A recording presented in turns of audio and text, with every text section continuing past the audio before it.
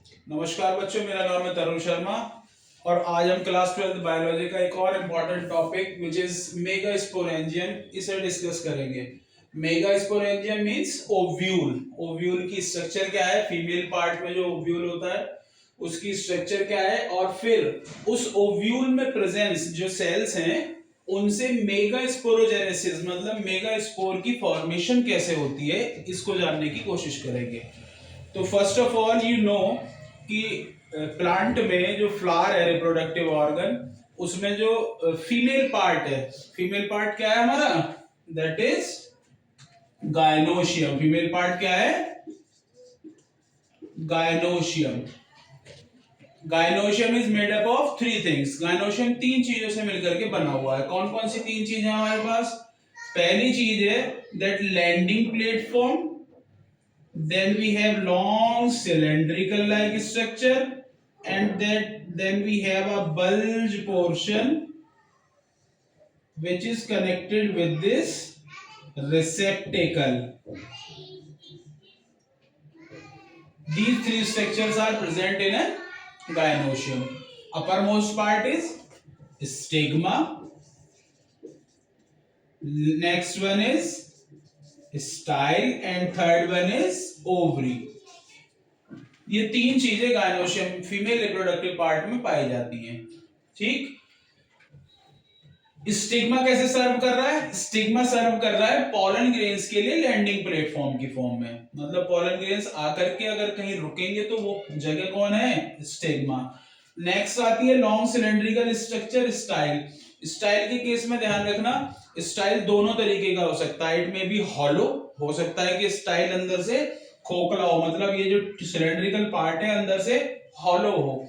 मे भी ऐसा हो सकता है कि ये सॉलिड हो, मतलब सेल्स का बना हुआ हो, इसमें सारे में सेल्स भरी हो। तो स्टाइल में भी हॉलो और मे भी सॉलिड, दोनों तरीके का हो सकता है। That is the most important part, ovary. ये वो पार्ट है जिसके पास हमारा क्या है, हमारा ओव्यूल है। क्या है? ओव्यूल है। That is the structure we draw, जो हमने बनाई है स्ट्रक्चर, ये ओव्यूल की स्ट्रक्चर है। तो ovule is the structure in which the cells present which are known as archisporial cells. Later on these cells transform to form female gametophyte which is embryo sac, और embryo sac में हमारे पास क्या आएगा? Egg. ठीक होगी बात। तो अभी इससे जुड़ी हुई, गायनोशियम से जुड़ी हुई एक दो बात मैं और आपको बता देता हूं। गायनोशियम को इंडिविजुअल हम बोलते हैं pistil.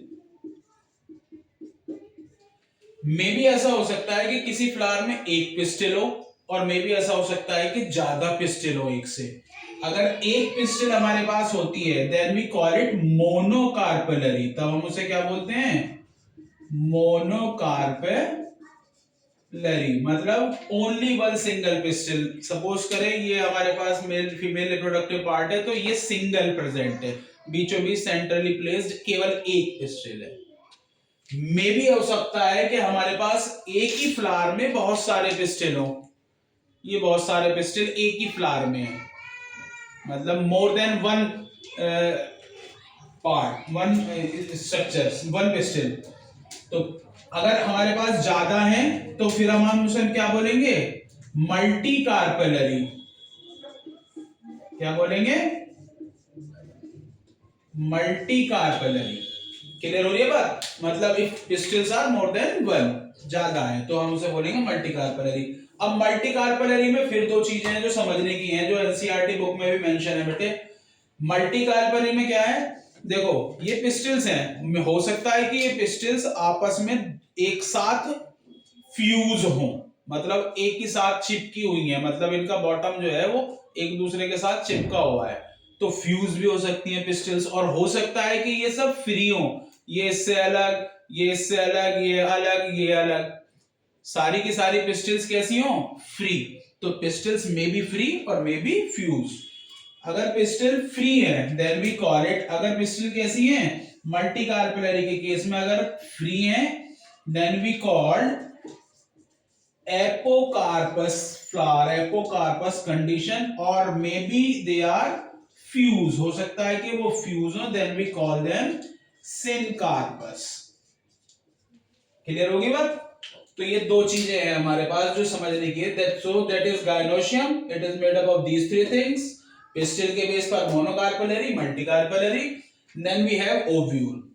Clear? Next we move on the structure of ovule. Ovule की तरफ चलते हैं। ओव्यूल देखिए, इस ओव्यूल में एक ही स्ट्रक्चर है जो यहां पर हमें अटैच करती हुई दिखाई जा रही है, और एक ये स्ट्रक्चर दिखाई जा रही है। दैट पार्ट, ये जो मैंने थोड़ा सा डार्क कर दिया है। क्लियर हो रही है बात? That dark part is the ovary wall. ये जो वॉल बनी हुई है that is the ovary wall. ठीक, इस डार्क पार्ट पर एक और चीज है जो दिखाई देती है हमें, टिश्यूज का bundle which is known as placenta. ठीक, इस प्लेसेंटा से एक रॉड लाइक स्ट्रक्चर निकल रही है जो ये ब्लूइश कलर की बनी हुई है। That rod like structure is known as funicle. That rod like structure attached with the body of ovule. जो ओव्यूल की मेन बॉडी है ना, उससे जुड़ी हुई है, और एक तरफ से किससे जुड़ी हुई है? प्लेसेंटा से। तो ये फ्यूनिकल कनेक्ट कर रही है बॉडी को प्लेसेंटा मतलब ओवरी की वॉल के साथ। इंपॉर्टेंट काम है। नेक्स्ट, कुछ केसेस में एक स्ट्रक्चर और हमें इसमें आगे दिखाई दे रही है, ये जो आगे निकल करके जा रही है, मतलब एक्सटेंशन, ये एक्सटेंड हो गई है। क्या एक्सटेंड हो गया है? फ्यूनिकल। कुछ केसेस में फ्यूनिकल एक्सटेंड होकर के बॉडी में मूव कर जाता है। That much part is known as raphe. उस पार्ट को हम क्या बोलते हैं? रेफे बोलते हैं। मतलब फ्यूनिकल नॉर्मली जो था वो था, थोड़ा सा एक्सटेंड होकर के बॉडी वाले पार्ट में चला गया, तो दैट बॉडी वाला पार्ट जो वो गया जिसमें उस बॉडी की वॉल के सहारे सहारे, तो that part is known as raphe. Clear होगी बात? अब आती है हमारे पास ये main body which is ovule. Ovule को अगर हम स्ट्रक्चर देखें तो ओव्यूल में हमारे पास मल्टी लेयर्ड पाई जाती है। जैसे कि हमारे यहाँ पर मैंने दो केस शो करे, दो लेयर शो करी है, एक और एक दो। These two layer integument, these layers are known as integument। तो ये जो बॉडी है इसमें जो ये integument प्रेजेंट है, the integument can be unitagmic। हो सकता है कि ये एक ही लेयर के बने हो, सिंगल लेयर के बने हो, और मे भी हो सकता है बाइटैगमिक, दो लेयर के बने हो। दोनों बातें संभव है। क्लियर हो रही है बात? अब आप कहेंगे कि जी एंजियोस्पर्म में कौन सी है, तो ध्यान रखना मोस्ट ऑफ द एंजियोस्पर्म, मतलब ऐसे प्लांट्स जो एंजियो फ्लावरिंग प्लांट्स की कैटेगरी में जो हमारे हैं एंजियोस्पर्म्स, उनमें जो इंटेगुमेंट पाया जाता है वो कैसा होता है? बाइटैगमिक। तो it is the majority of angiosperm shows bitegmic integuments. Clear? Next आ जाइए। इस इंटेगुमेंट्स के अंदर we have mass of cells. हमें सेल्स का एक मास दिखाई दे रहा है, ये रेड कलर का जो मैंने बनाया हुआ है। ठीक है, इस पूरे कंप्लीट मास को बोलते हैं न्यूसेलस। ये हमारे पास सेल्स हैं which are known as nucellus. अब इस न्यूसेलस को हमने दो पार्ट में, मैंने दो इसी में डिवीजन करके दिखाया हुआ है, दो फॉर्म में पाया जा सकता है।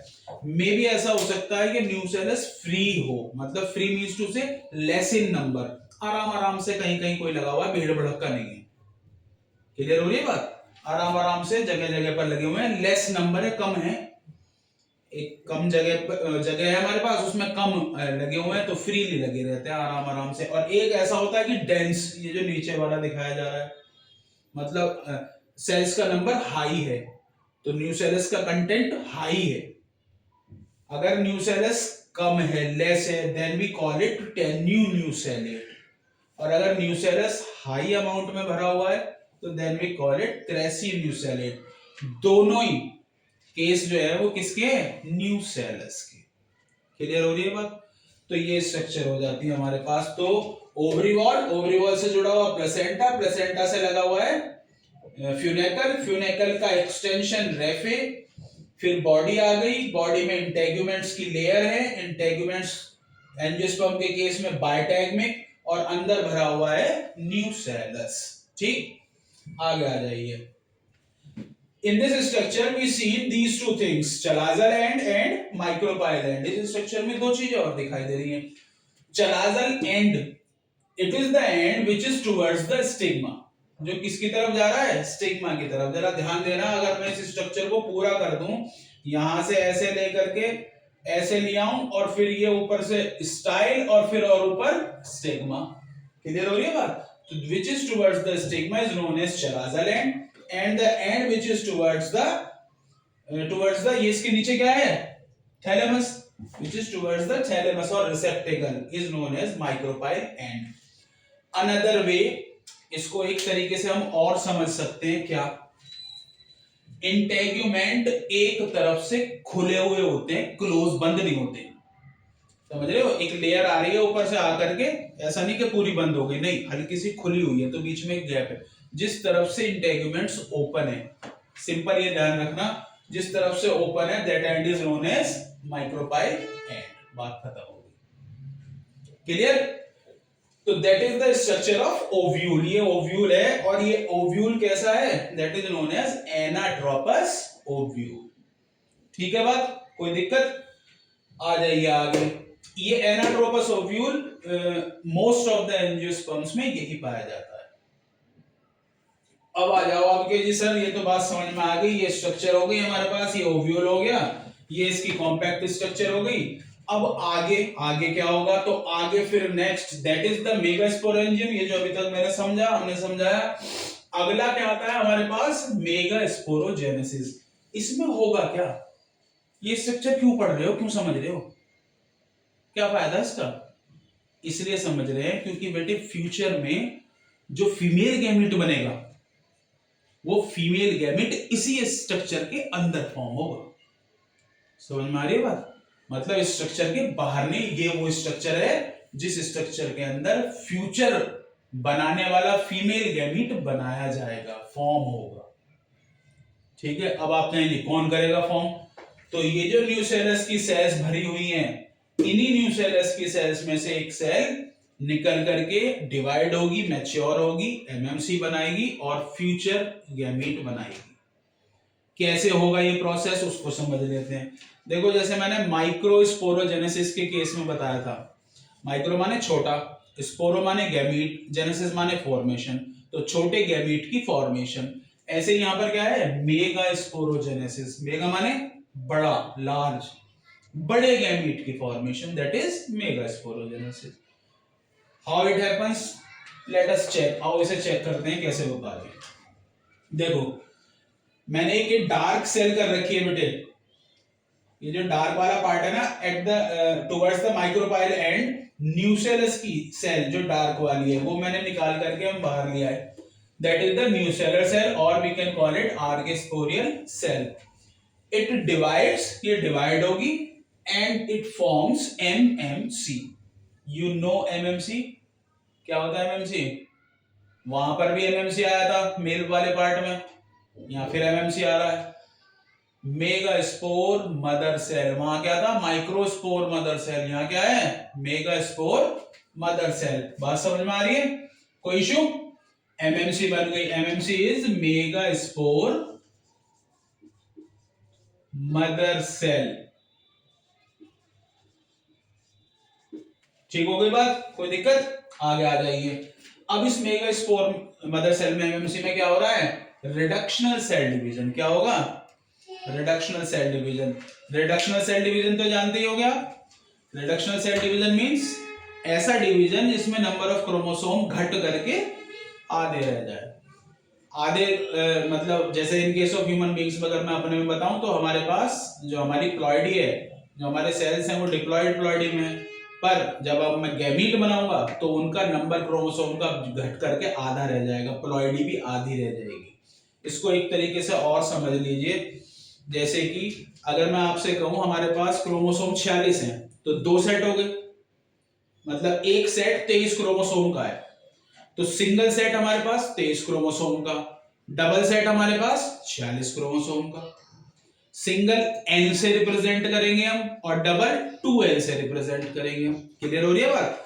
इससे आगे भी प्लॉइडी होती हैं, मे भी हो सकता है 3 हो सेट, ट्रिप्लॉइड, तो हैप्लॉइड, डिप्लॉइड, ट्रिप्लॉइड, टेट्राप्लॉइड, चार तरीके की प्लॉइडी पाई जा सकती हैं। क्लियर हो रही है बात? तो डिप्लॉइड सेल अगर रिडक्शनल सेल डिवीजन कर रही है तो फिर वो क्या बनाएगी, ऑलवेज हैप्लॉइड, हमेशा क्या बनाएगी, हैप्लॉइड। मतलब अगर मैं ये कहूं कि ये हमारे पास डिप्लॉइड सेल है और इसने रिडक्शनल सेल डिवीजन किया, तो रिडक्शनल मतलब वही क्रोमोसोम का नंबर घट गया।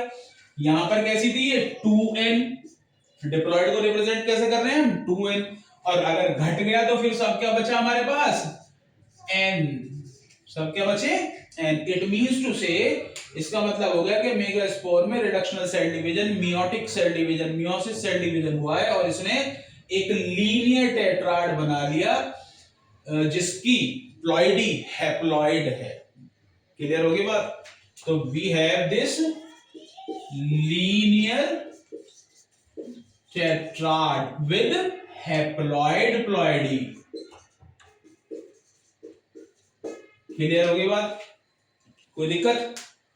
अब आगे आ जाइए, ये जो लीनियर टेट्राड बना है, इस लीनियर टेट्राड में से 3 सेल्स डीजेनरेट हो जाएंगे which is towards the micropyle and ध्यान रखना, ऊपर वाला एंड चला जा, नीचे वाला माइक्रोपाइल। अगर मैंने ये सेल यहां से उठाई है तो ये ऊपर वाला एंड है, तो ये ऊपर वाला एंड क्या होगा हमारे पास, चला जा, और नीचे वाला एंड क्या होगा, माइक्रोपाइल। तो सेम सेल हमने उठा रखे हैं यहाँ, तो ऊपर चला जा, नीचे माइक्रोपाइल, ऊपर चला जा, नीचे माइक्रोपाइल, 3 डीजेनरेट हो गई, एक बची which is known as functional mega spore. क्या बचा हमारे पास, फंक्शनल मेगा स्पोर आ गया। अब क्या हो आगे,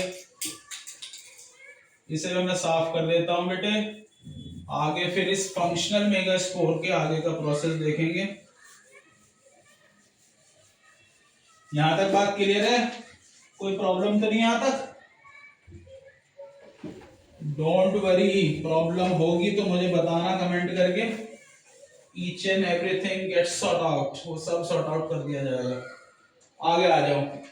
तो वी हैव सिंगल, हमारे पास क्या बचा था, एक ये सिंगल बचा हमारे पास विच इज नोन एज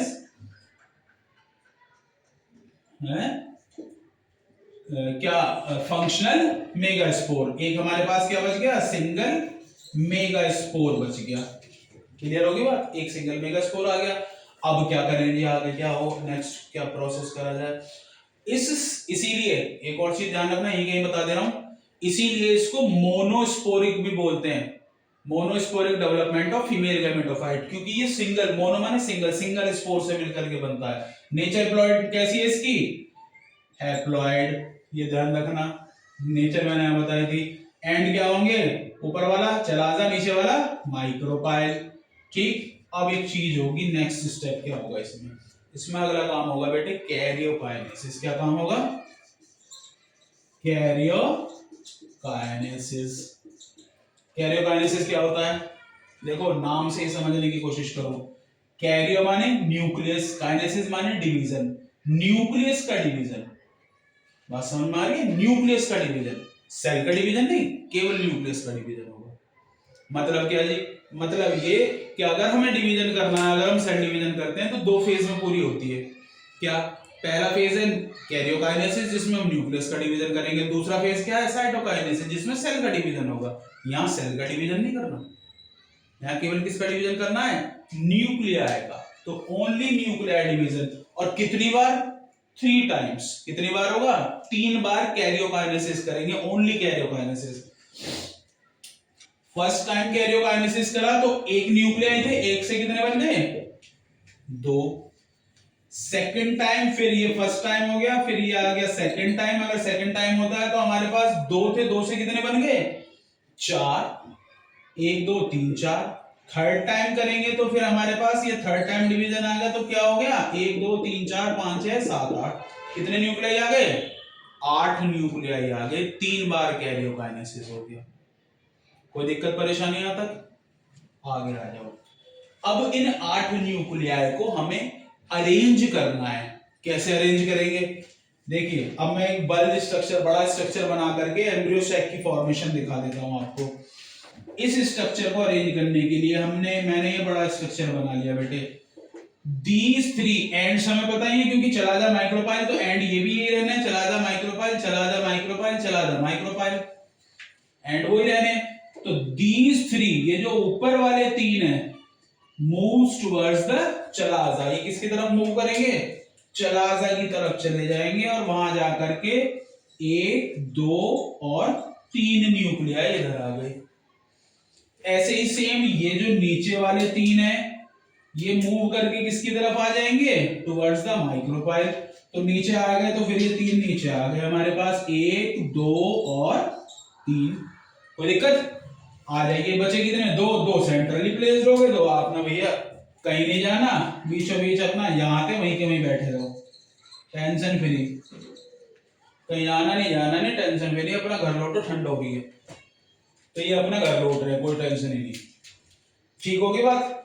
अब क्या होना है, इनके चारों तरफ मेम्ब्रेन जनरेट हो जाती है। तो एक मेम्ब्रेन ये जनरेट हुई, दूसरी ये हो गई, तीसरी ये हो गई। ये दोनों कॉम्पैक्टली एक सेंट्रल सेल में आ गए। यहां 3 मेम्ब्रेन फिर बन गई, 1, 2 और 3। Upper 3 cells are known as antipodal cells. इनको हमने क्या नाम दिया, antipodal cell. That middle one is known as polar nuclei and this last one में middle one, that middle one is known as egg. Let me write it here. Middle one is known as egg and these remaining ones are known as synergid. Clear? And we get 7-celled कैसा, 7-celled 8-nucleated embryo sac। ये क्या बन गया हमारा, 7-celled 8-nucleated embryo sac। अब 7-celled कहाँ है, 1, 2, 3, 4, 5, 6 और बीच में एक सिंगल सेंट्रल सेल जिसमें 2 न्यूक्लियाई हैं। ये सिंगल सेल है सेंट्रल की, इसके अंदर 2 न्यूक्लियाई हैं। तो 7 तो सेल हो गई, और अगर हम न्यूक्लियाई गिने तो 1, 2, 3, 4, 5, 6, 7, 8 न्यूक्लियाई हो गए हमारे पास। तो then we get 7-celled 8-nucleated embryo sac structure. Any problem? यही स्ट्रक्चर एग वो है जिससे पॉलन ग्रेन्स आकर के फ्यूज होंगे। पोलर ग्रेन में 2 गैमेट आते हैं, तो एक इस एग के साथ फ्यूज होगा और एक फिर आगे पोलर न्यूक्लियाई के साथ होगा। That is we understand in the next episode which is double fertilization. उसमें जाकर के हम समझेंगे आगे। तो ये प्रोसेस है बेटे megasporangium, the structure and megasporogenesis. In this structure we get this female gamete which is present in embryo sac. कोई प्रॉब्लम? कोई बात समझ में ना आई हो बेटे तो कमेंट करके बताएं। और कोई बात जो इसमें बतानी और हो, हाँ एक और चीज, एक चीज स्ट्रक्चर में छोटी सी बात है, ये सुन लेना। अगर ये जो फिनेकल दिख रहा है आपको, ये फिनेकल प्लेसेंटा से अटैच है और दूसरी तरफ बॉडी से अटैच है। जहां पर ये प्लेसेंटा से अटैच है ना, that part is known as hilum. इसको क्या बोलते हैं, that part is known as hilum. That's it, और कोई इसमें बात खास नहीं। और दैट्स इट। और कोई प्रॉब्लम होती है तो बेटे मुझे कमेंट करके बताएं, सब्सक्राइब करें, कमेंट करें, शेयर करें, दोस्तों को बताएं। Thank you.